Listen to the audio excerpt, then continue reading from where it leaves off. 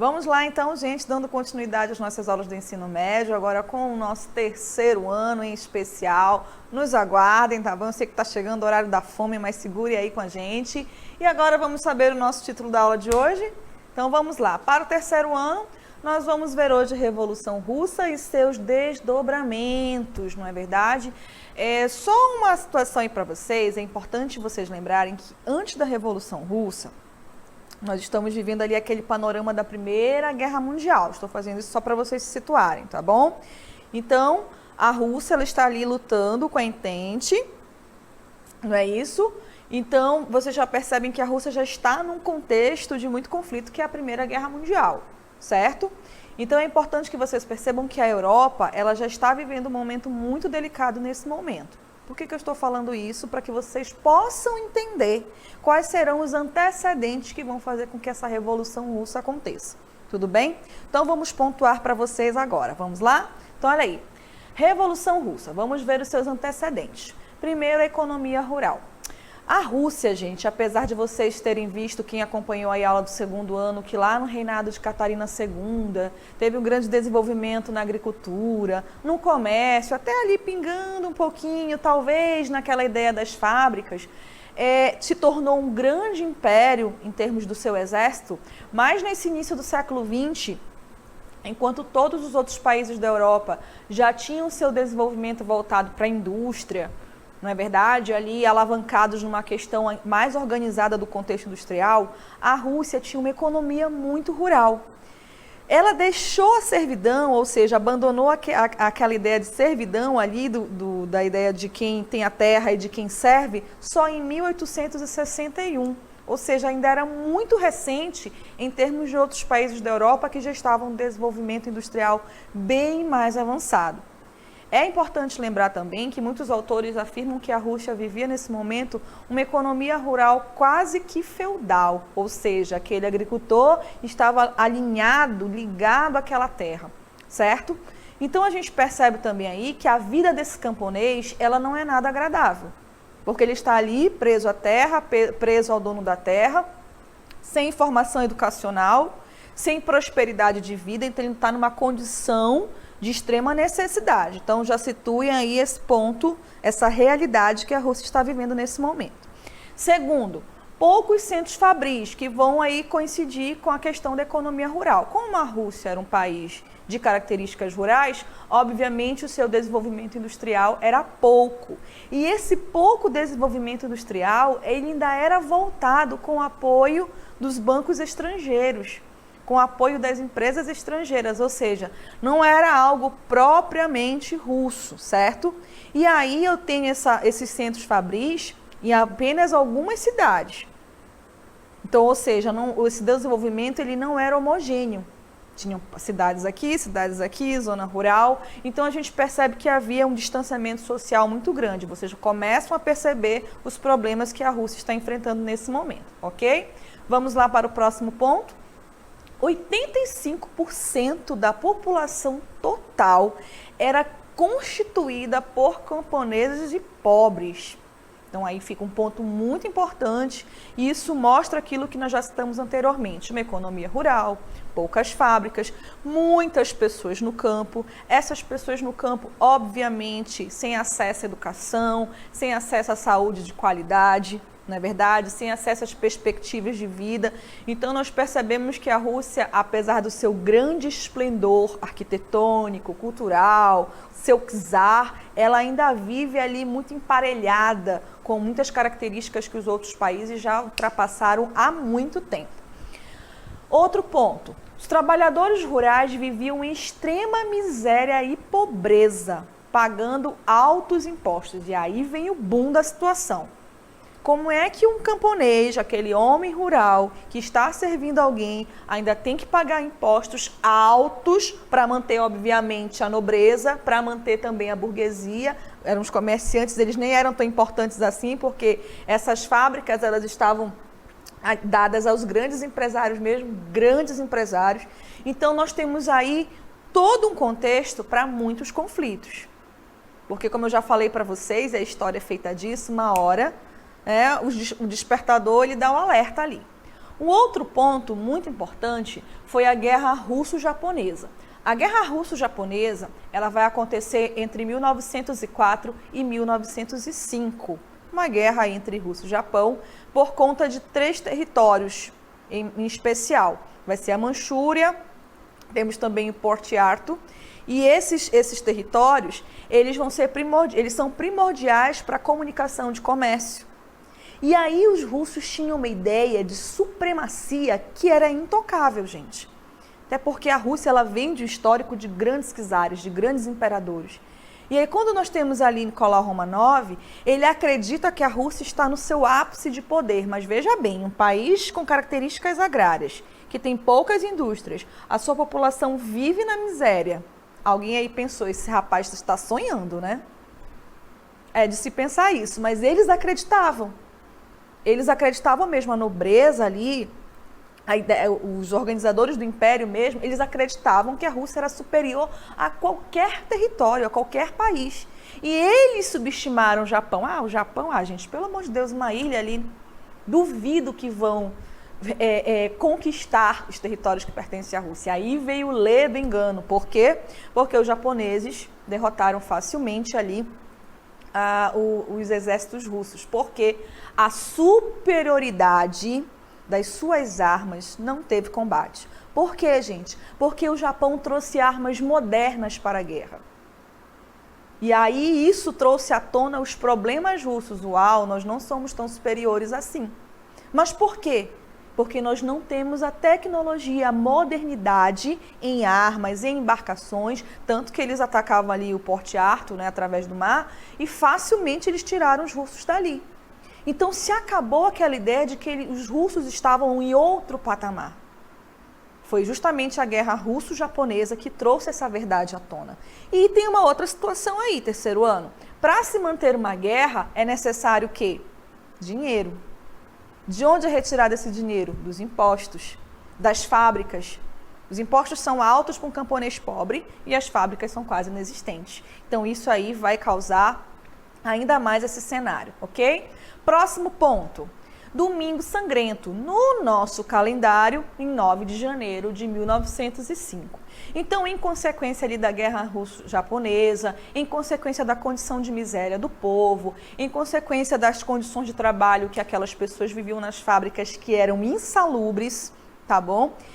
Se organizou uma marcha até o Palácio de Inverno do czar, mas era uma marcha pacífica. A ideia das pessoas que estavam envolvidas nesse evento era apenas entregar um cartaz ao czar, colocando as suas problemáticas, as suas necessidades. E aí, nesse evento, que foi num domingo de inverno, o exército de proteção ali do czar teve medo da massa. Ou não tão medo, né? A ideia do exército qual é? Defender e atacar. Então eles pensaram, meu Deus, aquele monte de gente aqui, vai acontecer alguma coisa no palácio. Então eles deliberaram um ataque e muitas pessoas morreram. Ele é considerado Domingo Sangrento porque você já imagina a cena trágica, né, de sangue ali em meio à neve. Houve uma justificativa? Não. Alguém foi punido por isso? Não. Mas foi o Domingo Sangrento que fez com que os conflitos começassem a acontecer de forma mais direta. Porque é injustificável que isso tenha acontecido. Até porque a ideia não era atacar, a ideia era apenas levar uma conscientização. Aí vocês vão me perguntar, professor, eu ainda não estou acreditando que o czar estava mesmo nesse patamar de sonho ali, de imaginar. Porque, gente, eles viviam uma vida de luxo. Deixa aí como dica para vocês, eu não sei se eu posso falar, mas tem uma série num aplicativo aí que vale a pena vocês assistirem, que se chama Os Czares da Rússia. Ela tem vários episódios e ela conta do ponto de vista dessa concepção, daquela não compreensão da família imperial, da família da realeza russa, para aquilo que realmente estava acontecendo com o povo. E parece inacreditável, mas ela traz essa concepção mesmo, tá bom? Vamos lá.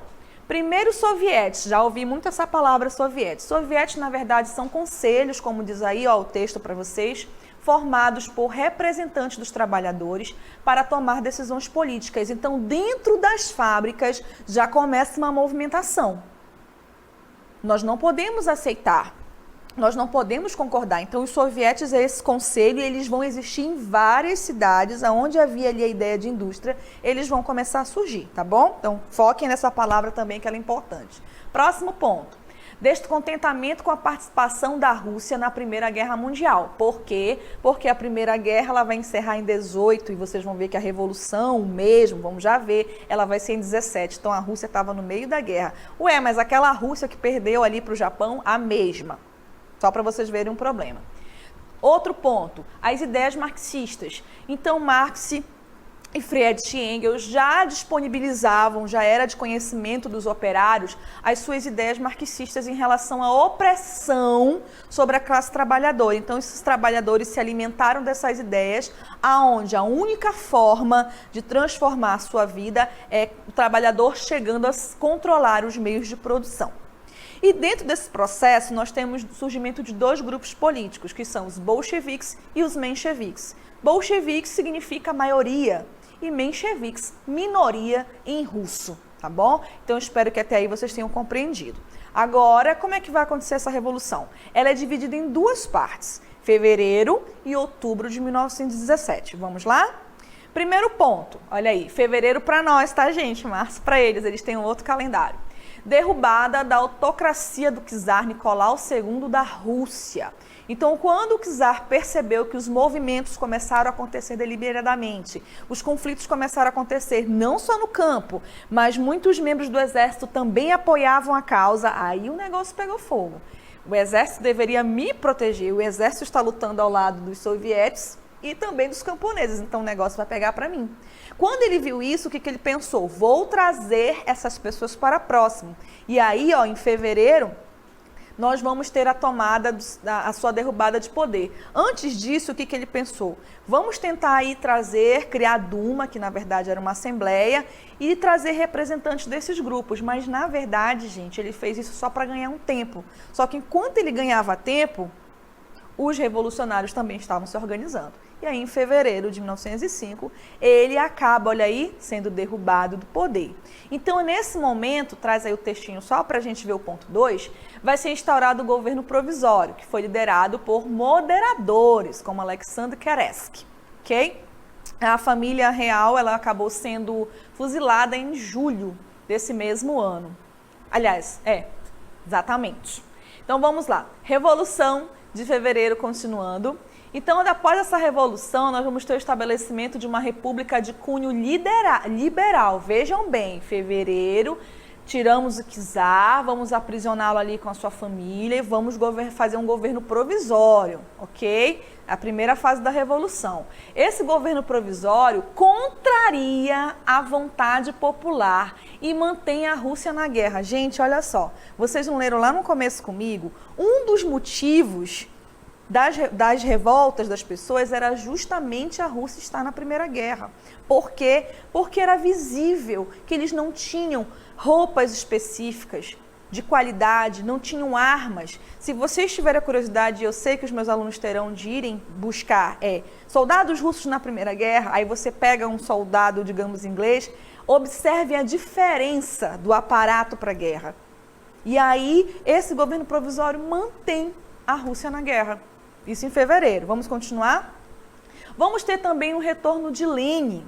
E aí, Lenin, né, eles abriram aí permitiram que os presos políticos voltassem ao país, então Lenin retorna ao país. E aí Lenin vai construir o quê? As teses de Abril, que tem ali como lema, o que nós temos aí como lema? Seria paz, terra e pão, que é justamente as características, né, dessa ideia do socialismo que começam a aparecer. E aí nós vamos ter nessas teses aí, paz imediata, reforma agrária, terra para todos, nacionalização dos bancos, ou seja, estatizar e tirar esse grupo que tanto controlava os bancos e enriquecia do poder.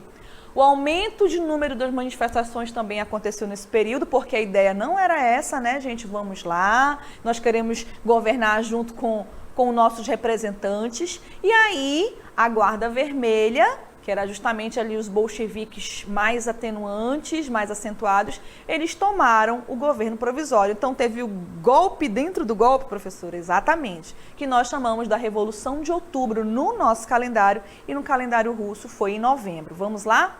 O Partido Bolchevique, liderado por Vladimir Lenin, derruba o governo provisório e impõe o governo socialista soviético. Professora, tudo isso para chegar na Revolução? Chegamos na Revolução, mas eu garanto para vocês que ela não terminou por aqui. Fiquem ligados que tem mais aí, tá bom? Agora nós vamos para a nossa DLI.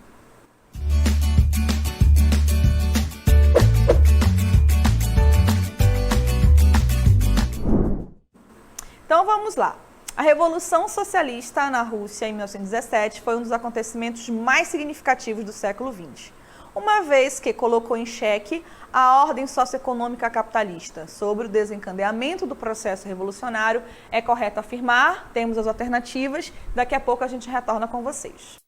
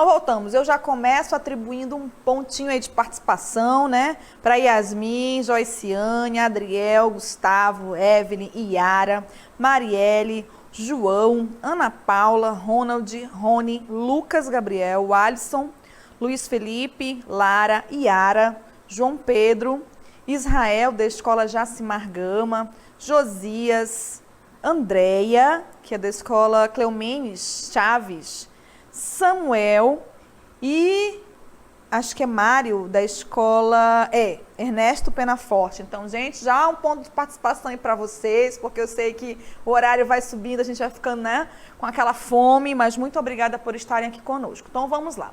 A Revolução Russa, como vocês já sabem, ela vai se dar em várias partes. O que vocês viram conosco aqui hoje foram esses antecedentes e o primeiro passo para que ela aconteça. Não se desesperem, tá bom? Então, vamos lá responder a nossa Adeli. A Revolução Socialista na Rússia de 17 foi um dos acontecimentos mais significativos do século XX, gente. Ele é muito significativo, uma vez que colocou em xeque a ordem econômica capitalista, ou seja, aquelas ideias marxistas lá que vocês viram no início, elas vão trazer uma reflexão. Por que que eu, trabalhador, enriqueço essa pessoa? Então aí a gente começa a quebrar esses paradigmas, né, essa ideia. Por que que os russos fizeram isso? Porque eles tinham uma realidade que os obrigava a questionar a sua miséria, a sua condição de estarem ali sustentando uma nobreza e sustentando uma classe empresarial, tá bom? Então eles começam a trazer essas reflexões à tona. Então o que que nós podemos afirmar de correto? Vamos lá às questões? Os mencheviques tiveram um papel fundamental no processo revolucionário por defender a implantação da ditadura do proletariado. Os mencheviques, vocês já sabem que significava a maioria.